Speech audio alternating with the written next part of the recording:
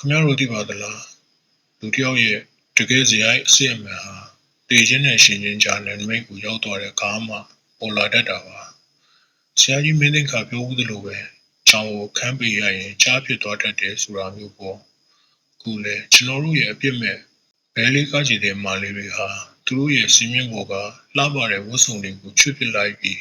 အမောင်ထဲမှာမဲလိုက်မဲ့တားရဲတွေဖြစ်ပြောင်းလဲဖို့ပြင်ဆင်နေကြပါပြီသူတို့ရဲ့လက်ထဲမှာဓာတ်မရှိဘူးတနတ်မရှိဘူးဒါပေမဲ့သူတို့မှာသူတို့ရဲ့ခန္ဓာကိုယ်နဲ့စီးကျက်ရှိပါတယ်ကဲမိန်းကလေးတွေဘလိုပရက်ဒီလက်တဲ့ဖြစ်လာမလဲဆိုတာစစ်ကြည့်လိုက်ရအောင်မစ္စတော်နာအသက်ခံရပြီးနောက်မှာဒီဘူရာကမိန်းကလေးတွေကိုခွဲခြားပြီးပြေးလောင်ထားလိုက်ပါတယ် Grace နဲ့ဘုံကိုတကန် Princess နဲ့ဇိုးကိုနောက်တကန်ပေါ့ဒီနေရာမှာတယောက်တည်းကြံခဲ့တာကတော့နားမကြတဲ့မိန်းကလေးခိုးသူမရဲ့နာကြားကရိယာကိုတန်ရှင်းမှုယေရှုခန်းနဲ့ခဏဝင်နေတော့မှအပြင်မှာတွေးဆောင်စီးနေတာကိုလုံးဝမသိလိုက်ပါဘူးဒီနေရာမှာခိုးရဲ့ဇက်ကောင်ဆိုင်ကိုခွေးချမ်းစိတ်ဖြာကြည့်လိုက်ရအောင်သူမဟာနားမကြပေမဲ့ကျန်တဲ့အာယုံ၄ပါးကတခြားသူတွေထက်ပိုထက်မြက်ပါတယ်ဆရာကြီးမင်းတင်ခါရဲ့ဝတ္ထုတွေကစွန့်အားနားမကြပေမဲ့အတွင်းစိတ်အလင်းရောင်ရှိတဲ့သူတွေလိုပါပဲကိုဟာယေရှုခန်းထဲကထွက်လာချိန်မှာသူမရဲ့တငယ်ချင်းတွေမရှိတော့တာကိုတတိပြုမိသွားပြီးသူမရဲ့ပင်ကိုအသိစိတ်နဲ့အန်ဒီယေကိုစတင်အနံ့ခံမိလာပါတယ်သူမဟာဒီဇလန်ရဲ့ဆိုင်းလန့်ကီလာဖြစ်လာဖို့အလားလာရှိဆုံးသူတယောက်လည်းဖြစ်ပါတယ်တေကူကန်ရဲ့ဝန်ထမ်းတယောက်ဖြစ်တဲ့ဦးစစ်ဟာ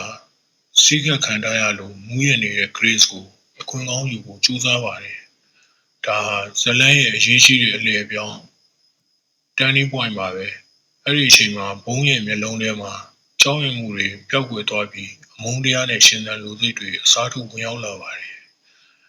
ဒီနေရာမှာဘုံရဲ့စိတ်နေစိတ်ထားကိုခွဲခြမ်းစိတ်ဖြာကြည့်လိုက်အောင်သူမဟာအမြဲတမ်းဆိုလိုလေးဖြစ်ရှင်ခဲ့သူပါခုသူမရဲ့ဘဝမှာအရေးကြီးဆုံးဆိုလိုကိုကပြရတော့မယ်ဒါပေမဲ့ဒီတစ်ခါမှာတော့ပြိတ္တလက်ခုပ်တန်အတွက်မဟုတ်ပဲအသက်ရှင်ဖို့အတွက်ပါသူမရဲ့ဗဲလေးကျွမ်းကျင်မှုကိုအသုံးချပြီးဦးစီးရဲ့တိုက်ခိုက်မှုတွေကိုလျင်မြန်စွာရှောင်တိန်ပါတယ်ချောင်းရဲ့အရှိန်နဲ့ခန္ဓာကိုယ်ရဲ့ပြိုပြောင်းမှုကိုပေါင်းစပ်ပြီးဦးစစ်ကိုပြန်လည်တိုက်ခိုက်လိုက်တဲ့ပုံစံကတကယ်ကိုရင်သက်ရှူမောစရာပါ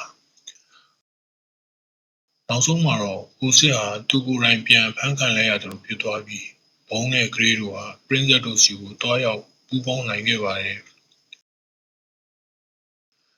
မိန်းကလေးတွေပြန်ဆုံတဲ့အချိန်မှာသူတို့ဟာသူတို့ရဲ့ဝတ်စားအိတ်တွေကိုပြန်တွေ့ပါတယ်။ဒါပေမဲ့အဲ့ဒီထဲမှာပါတာကတနတ်တွေဘုံတွေမဟုတ်ပါဘူး။သူတို့ရဲ့ဝတ်စုံတွေမှာတုံးတဲ့ကတ်ကြီးတွေ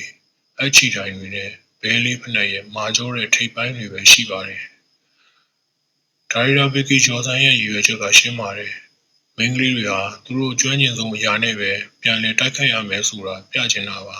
။ဆရာကြီးမင်းတိတ်ခါရဲ့စကားနဲ့ပြောရရင်လက်နဲ့ဆိုတာလက်ထဲမှာရှိတဲ့အရာမဟုတ်ဘူးအသုံးချတတ်တဲ့အုံနောက်ထဲမှာရှိတာပေါ့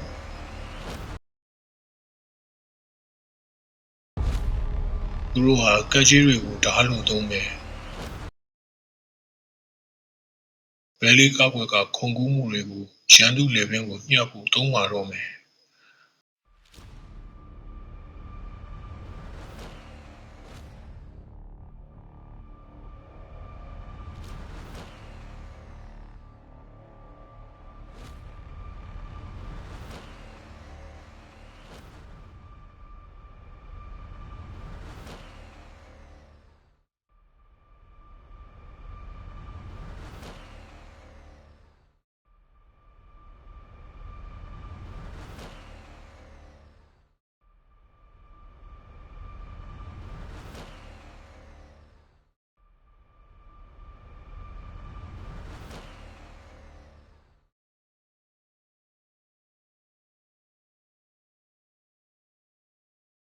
Prince ကတော့အမြဲတမ်းဒူပေါင်းဆန်တဲ့သူပြီးသူတယောက်တည်းထွက်ပြေးဖို့ကြိုးစားပါသေးတယ်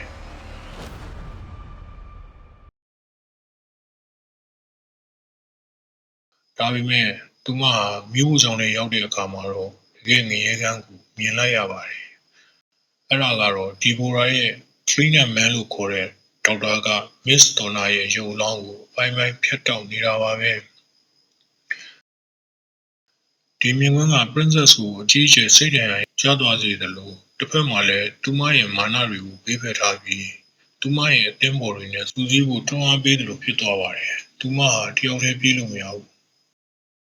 သူတို့တွေစီလုံးမရမယ်ဆိုတာကိုပထမဆုံးအချိန်နားလည်သွားပါတယ်တယောက်ချင်းစီကကြောက်စိတ်ခဲတွေဖြစ်နေပေမဲ့စုလိုက်ရင်တော့တောင်းကြီးဖြစ်သွားတဲ့ဆိုတဲ့သဘောတရားကိုသူမလက်ခံလိုက်ရပါပြီ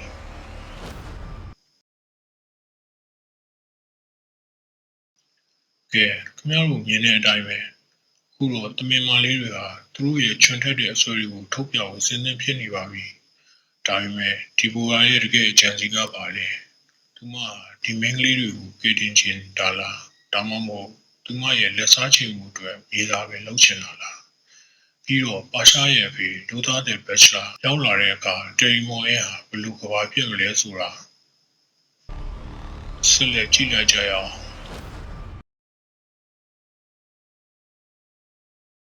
ခင်ဗျားတို့ရောထင်လားအမှုပညာဆိုတာသိစီနိုင်လောက်အောင်လှပနိုင်တယ်ဆိုတာကိုလေကိုမမှာဆွေးနွေးသွားကြပါဦး